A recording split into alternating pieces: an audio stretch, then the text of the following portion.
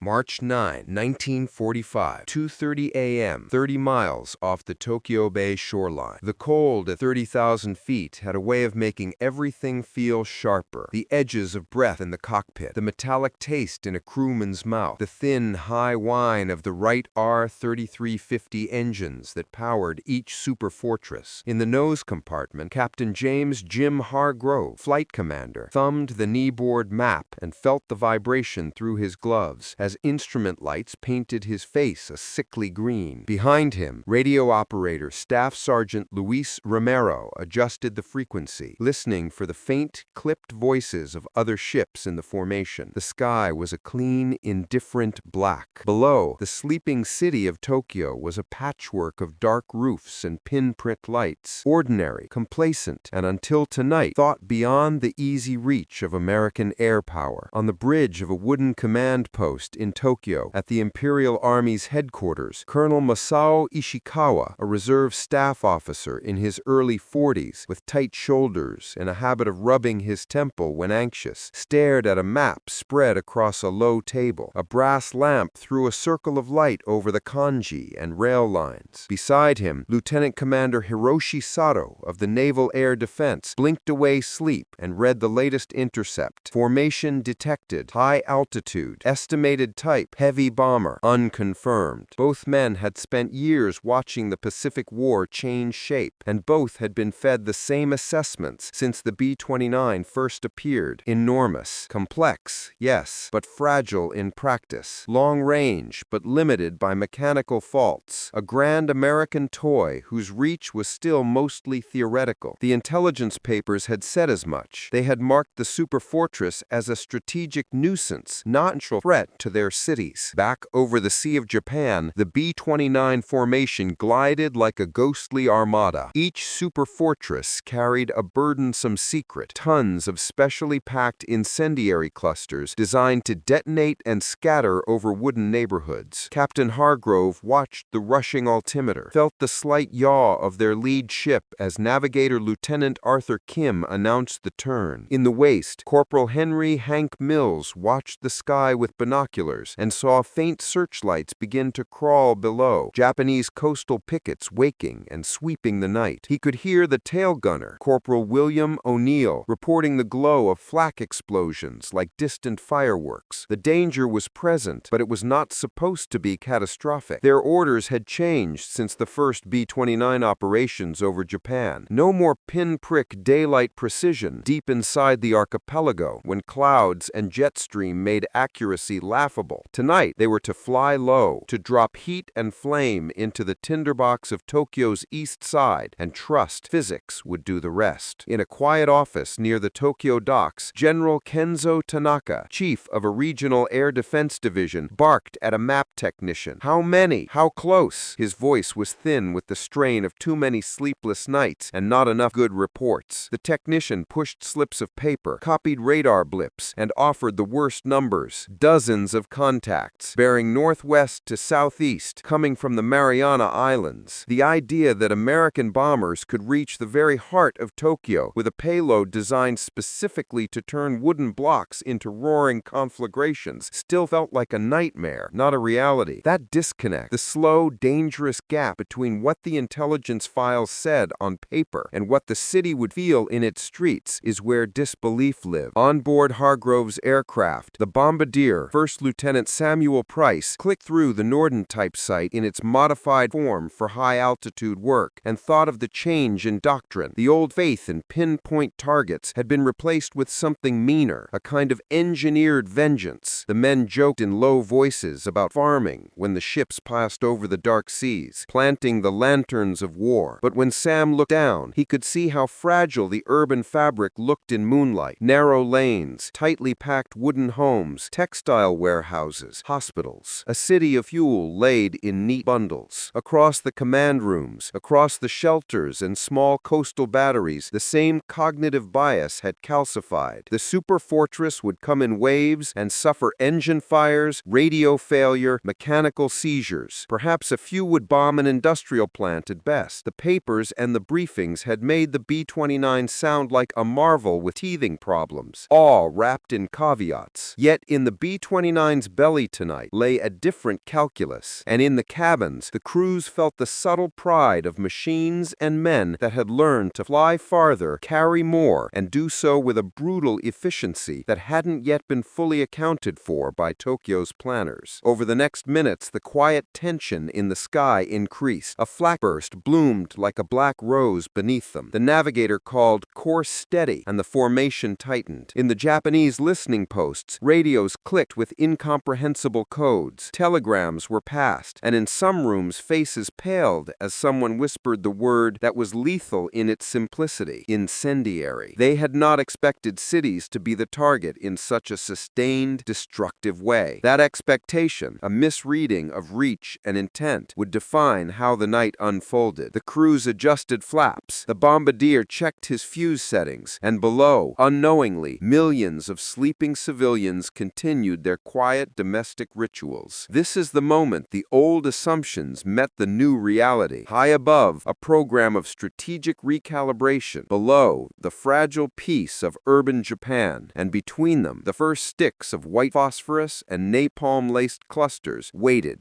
March 9, 1945, 2:48 a.m., Tokyo's eastern wards, Shitamachi. Captain Hargrove's crew felt the shift immediately. As they throttled back and descended, the engines roared louder, hotter, vibrating the fuselage with a deep metallic growl. The Superfortress was no longer a distant ghost-like presence. It was a predatory machine carving through humid coastal air. Through the thin plexiglass blister, Bombardier Sam Price leaned forward, sweat beading under his oxygen mask, as the first geometric lines of Tokyo's streets sharpened beneath him. Clusters of wooden homes, small factories, and tatami-roofed row buildings folded into view like a map unfolding. Hargrove's voice crackled over the intercom. "Bomb bay doors, open!" A hollow mechanical clatter echoed through the aircraft as the great doors parted beneath them. Wind blasted upward, filling the cabin with a violent roar. Lieutenant Kim steadied his compass. The waist gunners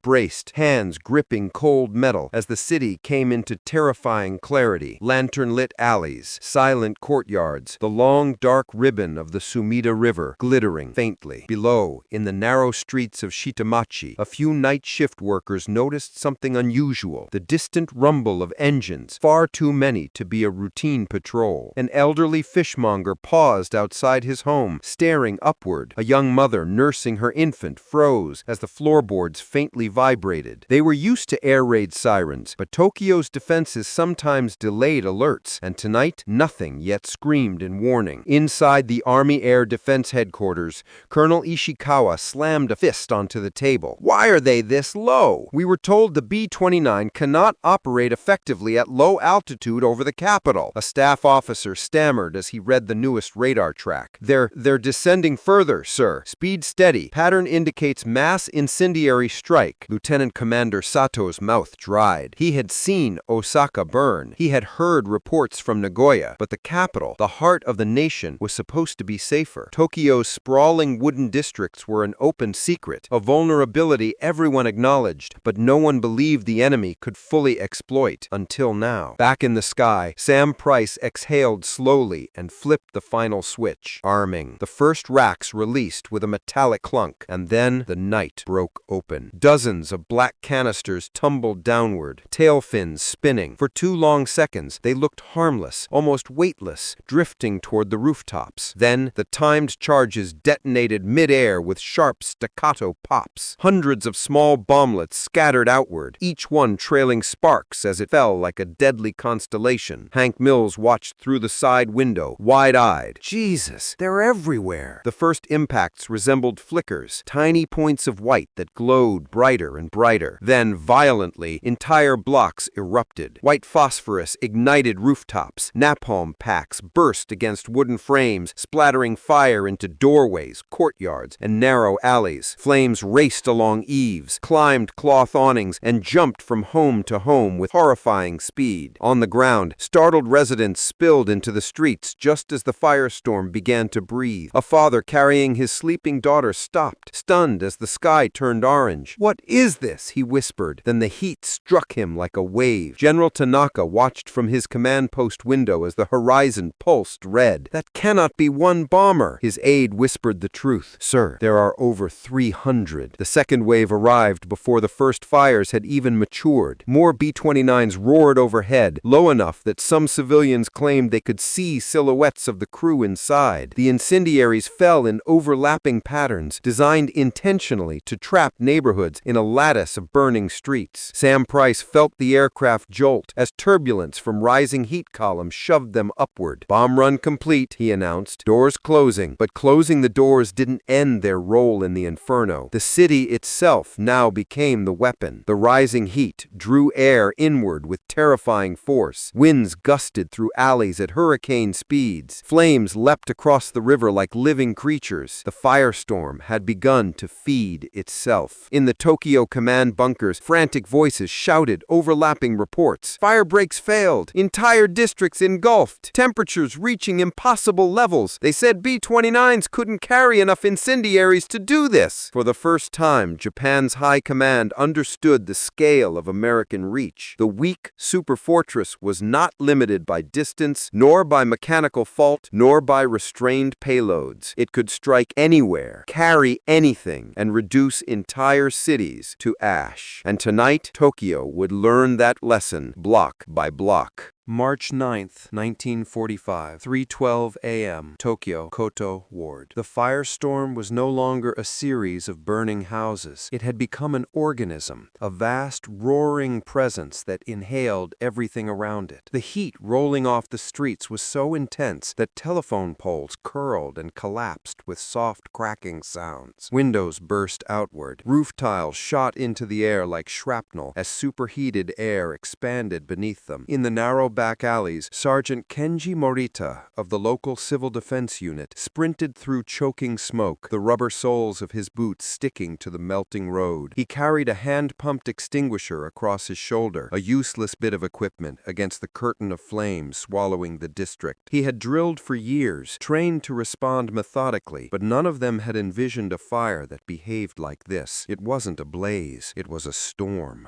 A sudden gust slammed him sideways, nearly knocking him to the ground. The air whipped toward the center of the burning blocks with such force that it dragged loose clothing toward the flames. A young boy clung to Kenji's leg, screaming as sparks skittered across his skin. Kenji scooped him up, shielding his face as they pushed into a side street, only to find it already blocked by a tower of swirling embers. "Back! Back!" he shouted, retreating as glowing debris rained down. Above them, another wave of B-29s thundered past, their silhouettes flickered through the fiery haze, engines howling like distant mechanical beasts. The bomb bay doors on some of them were still open, casting shadows on the clouds of smoke rising from the city. More clusters tumbled down, more explosions rippled in the air. The burning blocks accepted them hungrily. Inside the formations, Captain Hargrove gripped the controls, squinting at the unbelievable sight rising beneath them. "Look at that. Oh, God," he murmured. Sam Price leaned toward the blister window, speechless. From their altitude, Tokyo no longer looked like a city. It was a lake of fire. Whole districts glowed white-hot, with swirling vortices spiraling upward, twisting like monstrous, incandescent tornadoes. The firestorm's heat threw the superfortresses into sudden pockets of turbulence, jolting the crew. Even hundreds of feet above, they could feel the thermal updrafts punching the belly of the aircraft. In the Tokyo Naval Air Defense Operations Room, Lieutenant Commander Sato wiped sweat from his brow, though the chamber was freezing. He stared at the latest status map, except the map was useless now. Everything was marked with red grease pencil slashes indicating destroyed communication lines, collapsed fire breaks, or unresponsive districts. This is no longer a raid," he said quietly. "It's an event." "An event?" turned Colonel Ishikawa. "A phenomenon," Sato corrected, voice dry. "A firestorm fed by the American payload and by our own city's construction." People in the burning wards discovered this truth firsthand. firsthand. Entire families fled toward the Sumida River, believing the open banks would save them. But the fires followed the wind, and the wind followed the fires, dragging oxygen from every direction. Sheets of flame leapt across the water with shocking ease, carried by paper debris and burning fragments of homes. The roar was overwhelming, a deep, thunderous growl broken by sharp cracks as buildings collapsed inward. Smoke blasted down streets like black sand in a storm. Some residents covered their mouths with wet cloths. Others stumbled through the dark with cloth wrapped around their shoulders, dragging children by the wrists. There was no time to gather belongings. There was no thought of saving property. The only instinct was escape. Kenji Morita emerged from an alley with the boy still clinging to him. Ahead, he saw a cluster of civilians following a police officer toward a canal bridge. But the moment they stepped onto the wooden planks, the structure groaned. Flames raced toward it on both banks. Kenji sprinted forward, waving his arms. "Stop! Stop!" But the noise drowned him out. The bridge gave way with a deafening crash, collapsing into the water amid shrieks. Behind him, a warehouse wall split open, releasing a geyser of flame as barrels of lacquer ignited. The blast knocked Kenji to the pavement. He lay stunned, ears ringing. Through the smoke, the boy tugged him urgently. "We have to move!" the child cried. Kenji forced himself to his feet. The heat felt alive, crawling across his skin. He could barely see the street anymore, just a glowing maze of embers and swirling smoke. But he kept moving, one step at a time, guided only by instinct and the terrified grip of the boy's hand. Far above, Captain Hargrove's formation began its withdrawal, turning southwest for the long flight home. But as the city slid out of view, the crew remained glued to their windows. Even at miles' distance, the glow of Tokyo was wider than the horizon. Hargrove said what none of them dared to voice aloud. They're never going to underestimate these planes again, not after tonight. And below them, the Firestorm continued its work, relentless, hungry, unstoppable, proving beyond doubt that the weak B-29 could bring an empire's capital to its knees in a single night. March 9, 1945, 03:47 a.m. Imperial General Headquarters, Tokyo. The underground command chamber was a hive of frantic motion. Runners carrying soot-stained reports, officers shouting conflicting orders, radios crackling with half-burned districts calling for assistance that no one could provide. Maps that once showed precise defensive grids were now useless, buried under markers and scribbles indicating collapsed zones, unreachable units, and entire neighborhoods simply labeled with a single devastating word: lost. Colonel Masao Ishikawa stood at the center table, gripping its edges so tightly his knuckles turned white. His uniform smelled faintly of ash. He had stepped outside minutes earlier, hoping to assess the situation himself, but the sight had driven him back in. Even from the courtyard, the city looked as if a volcano had opened beneath it. A communications officer stumbled forward, nearly colliding with him. "Colonel, fire breaks in Koto and Fukugawa have been breached. The heat is too intense for crews to approach." Ishikawa blinked rapidly. "Fire breaks were our last line," he muttered. "They were designed to halt progression even under heavy bombardment." The officer swallowed hard. "Sir, this is not bombardment. This is something else." Lieutenant Commander Hiroshi Sato, leaning heavily on the table, tapped the map with a trembling finger. "Look at the burn pattern," he said. "It's circular, expanding outward. That means one thing: a self-sustaining firestorm. It pulls air from all sides. You can't fight it with buckets or pumps. You can't even get close." Ishikawa stared at him. "But the Americans did not have enough fuel, enough bomb load to create something like this. They weren't capable of carrying this volume of incendiaries." Sato didn't look up. His eyes were fixed on the red glowing city through the slit windows. "They weren't supposed to be capable. That's what our intelligence briefing said. That's what we believed." The truth weighed between them, heavy, undeniable, catastrophic. Across the room, a young aide rushed in with a fresh stack of telegraphs. His voice cracked as he read: "Casualties unknown. Fire departments overwhelmed. Civilian refuges collapsing. Riverbanks full. People trapped." General Tanaka appeared in the doorway, face streaked with ash and sweat. He had personally inspected the eastern districts and returned visibly shaken. "Gentlemen, the city is not simply burning. It is being consumed." Sato turned toward him. "How far has it spread?" Tanaka's silence was answer enough, but he he spoke anyway, his voice almost hollow. "Everything, from the docks to the river wards. It moves faster than we can track. Our hoses melt before they reach the flames. The roads buckle from the heat." Ishikawa lowered his gaze, whispering the thought none wished to confront. How could one aircraft type do this? One bomber force? Sato answered with the cold clarity of a man who finally understood the scale of his enemy. "Because they are not the aircraft we believed them to be. The Americans rebuilt them, redesigned their defenses, extended their range. They carry loads no previous bomber could dream of, and we dismissed them." Tanaka's voice rose sharply. "We said they were too complex, too fragile, too heavy to fly these distances with incendiaries. We said engine flaws would cripple them. We said the jet stream would break their formations." Ishikawa exhaled shakily. "We were wrong on all counts." Sato nodded slowly. "All our assumptions, every one of them, burned away just as our capital is burning now." A runner burst into the room, coughing violently from inhaled smoke. "General Tanaka, the wards are collapsing in sequence. Civilians are leaping into the rivers. The heat, sir, the heat is killing people before the flames reach them." The general closed his eyes, jaw clenched so tightly it trembled. Outside, the sky glowed red. The heat rising from Tokyo distorted the horizon like a mirage. Sparks drifted upward in spiraling columns, carried miles into the air. It looked unreal, as if a second dawn had arrived hours early. In a far corner of the command room, someone whispered, "If one raid can do this, what will the next one bring?" The words hung in the air like smoke, drifting over men who suddenly understood the war had entered a new phase, one where their cities were no longer defended by distance, by ocean barriers, or by old assumptions about American capability. The B-29 was no longer a weak bomber with mechanical flaws. It was an instrument of transformation, one that could reshape a metropolis in a single night and force a nation to confront its vulnerability firsthand. Above the inferno, the last of the superfortresses turned for home, engines humming steadily, their bellies empty, their mission complete. They left behind a city in flames and a high command stunned into realization. March 10th, 1945, 6:02 a.m., Tokyo, Sumida District. Dawn arrived not with sunlight, but with smoke. The first pale glow on the horizon revealed a landscape that no longer resembled a city. Entire wards had vanished, not damaged, not partially burned, but erased. What remained was a desert of charred foundations, collapsed beams, twisted metal, and the faint silhouettes of chimneys rising like gravestones. The firestorm, after devouring block after block, had finally exhausted its fuel. But even as the flames died, the ground radiated heat like the cooling surface of a furnace. Sergeant Kenji Morita stood ankle-deep in warm ash near the banks of the Sumida River. The boy he had saved, soot-covered, trembling, barefoot, stood beside him silently. Both stared at the devastation as if afraid to breathe. Blackened boats drifted along the riverbank. Faint sobs carried across the water, where survivors huddled on makeshift rafts of burned debris. The river, once a place of refuge, was now lined with bodies that had fled the flames only to succumb to smoke or heat. Kenji tried to swallow the dryness in his throat. Every breath tasted like charcoal. This was the capital. This was home. Civilians moved through the ruins in dazed columns, their faces streaked with soot. Many carried nothing. There had been no time to save anything. A few clutched half-burned family photos, small shrines, scraps of clothing. But most had only their clothes and the shock of surviving a night few could yet comprehend. Farther west, in areas untouched by the firestorm, crowds gathered at intersections, staring toward the distant plume still rising into the brightening sky. A woman murmured, "Is it the end of the world?" Another asked, "How did the bombers reach us? Why didn't we stop them?" No one had answers. Kenji and the boy stepped carefully between collapsed dwellings. Fire still smoldered beneath the debris,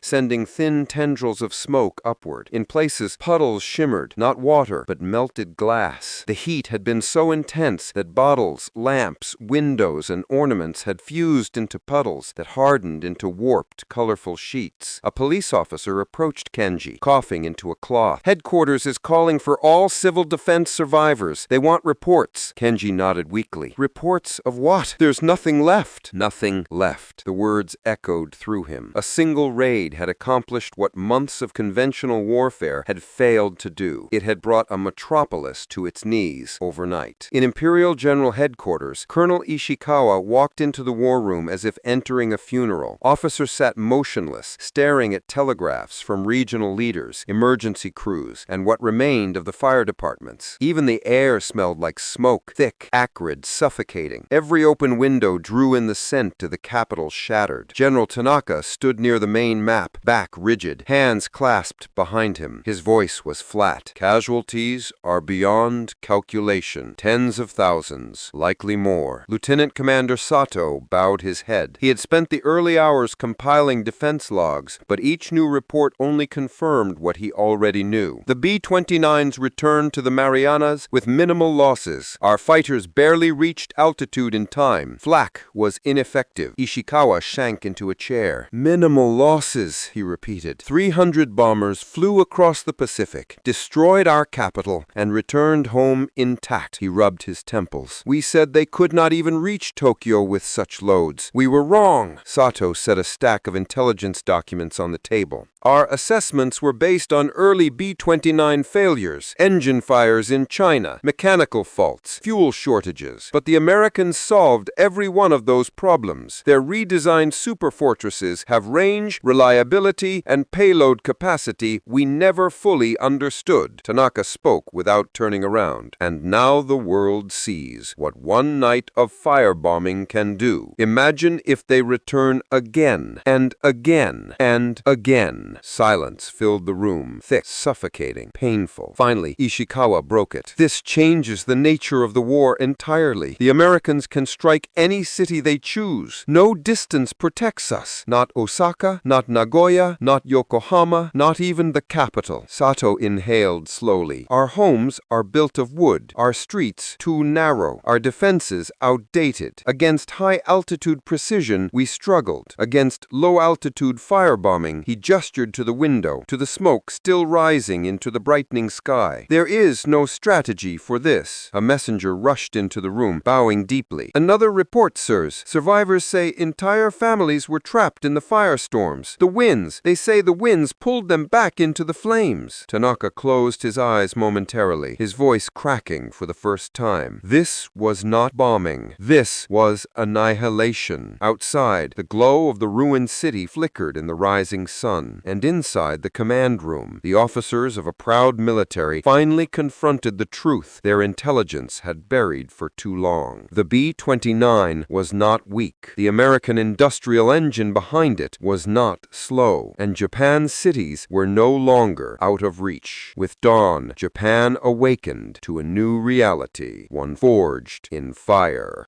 March 9, 1945, Tokyo, shortly after midnight. A humid, eerie stillness clung to the city as air raid wardens scanned the sky, puzzled by the unusual silence. No engines, no distant thunder, no warning sirens, nothing. Then a faint, rolling growl, low, heavy, wrong. Captain Nakamura Hirotaka, standing atop the local civil defense station, tilted his head. This wasn't the sharp, buzzing whine of B-25s, nor the mid-altitude drone of B-24s. This was deeper, slower, a sound with weight. He wiped sweat from his brow and squinted into the darkness. And then the sky lit up. A single silver shape emerged from the clouds, flying so low Nakamura could see moonlight reflecting off its polished fuselage. And behind it, shadows. Dozens of shadows. B-29s. Not at 30,000 feet, not crawling overhead in tight textbook formations. They were coming in low, fast, stripped for speed, each one carrying nearly 7 tons of incendiaries. Nakamura shouted into his field telephone, ordering civilians underground, fire brigades into position, when something else caught his attention. The bombs weren't falling as distant flashes. They were falling everywhere. Clusters of M69 incendiaries burst open in midair, scattering flaming jelly that clung to wood, paper, tatami mats, every element of Japanese life. The first dozen impacts ignited instantly. The next 100 created walls of flame. The 1,000 after that, they merged. Within minutes, the air temperature leapt above 1,000 degrees Fahrenheit. Winds roared down alleys like freight trains. Glass cracked and blew outward, then inward again as the firestorm consumed oxygen. Nakamura watched his city transform into a furnace. The B-29s didn't need accuracy. They only needed presence. From his rooftop vantage point, he could see them, silhouetted against the inferno below, massive wings glinting red and gold from the flames. Each bomber passed calmly overhead, untouched by flak, untouched by fighters. Japan had nothing left to reach them. The weak aircraft they once mocked, the bomber they insisted could never reach their industrial centers, was now turning Tokyo into a whirlpool of fire, powerful enough to pull rivers off their course and hurl furniture into the sky. And in that choking, blistering heat, Captain Nakamura understood what many Japanese commanders had realized too late. This wasn't bombing. This was transformation. A weapon designed not just to destroy buildings, but to break a nation's ability to continue the war. In the headquarters bunker beneath the Imperial Palace, senior officers studied incoming reports. Cities burning, factories erased, population centers flattened, and they quietly and grimly admitted the truth. Japan's strategic geography had collapsed. Nothing was safe. Nothing was out of reach. Not anymore. And the B-29, the bomber they dismissed as nothing more than American arrogance, had become the single most devastating instrument of destruction ever unleashed upon their homeland. March 10, 1945, Tokyo Bay, dawn. A pale gray sunrise crept over the water, revealing a horizon smudged with smoke. From the deck of a small naval patrol cutter, Lieutenant Sato Kenji stared toward the capital, his capital, and felt his stomach twist. Tokyo wasn't there. Not the Tokyo he knew. Not the Tokyo of neighborhoods, shrines, shops, childhood memories. What he saw instead was a dark, boiling cloud stretching miles into the sky, faint embers floating upward like fireflies fleeing the earth. The river below him was filled with debris, charred beams, broken signs, bodies, and above all of it, the smell. A smell he would never forget. As his cutter approached the harbor, the truth grew clearer. Entire districts were gone. Not ruined, gone. Reduced to ash that swirled across the water like drifting snow. He stepped ashore in silence. Everywhere he looked, families huddled among ruins, their faces blackened, eyes glassy, voices hoarse from smoke inhalation. Fire brigades stumbled through the wreckage, dragging hoses over streets that no longer existed. But what struck Sato most was the pattern. Square miles burned evenly, symmetrically, not scattered, not random. It looked designed, engineered destruction, a B-29's signature. And as he walked deeper into the city, he found what remained of the local military defense post. Captain Nakamura, his uniform scorched, his hair singed, one arm wrapped in cloth, stood at the edge of a collapsed neighborhood, staring blankly into the distance. Sato approached him. "Captain, what happened here?" Nakamura didn't answer first. He simply exhaled, as if releasing something he'd been holding since the night before. He finally said, "They changed their tactics. They removed the guns, the armor, everything unnecessary. They made the B-29 faster, lighter, unstoppable." Sato looked out at the ruins. A single night, just one. If the Americans repeated this on every city, as if reading his thoughts, Nakamura continued, "Tokyo wasn't just attacked, it was tested. They wanted to see what their bombers could do if unleashed without restraint. And now they know." Within hours, Emperor Hirohito's advisors gathered in an underground room, its walls reinforced, its air stale and heavy. Maps were rolled out, casualty reports examined, reconnaissance photos studied. One officer whispered, "If this is what one night looks like, what will 1 month look like?" Another murmured, "We cannot defend the sky. We cannot defend the cities. We cannot defend the people." And then the line that hung in the air like a death sentence. "If they choose to continue this firestorm across Japan, we no longer have a war to fight." Across the Pacific, in Guam, the B-29 crews were already preparing their next missions. Mechanics reloaded incendiaries. Flight crews reviewed weather patterns. Commanding officers marked new targets. targets. Japan's fate was shifting from battles fought with armies to cities erased by machines. The weak bomber, dismissed by Japanese intelligence, had become the instrument that made their defensive plans, their industrial geography, and even their hope for victory obsolete. And as Tokyo smoldered through the morning haze, Lieutenant Sato realized what every remaining Japanese commander would soon confront. The war wasn't ending because Japan surrendered. The war was ending because Japan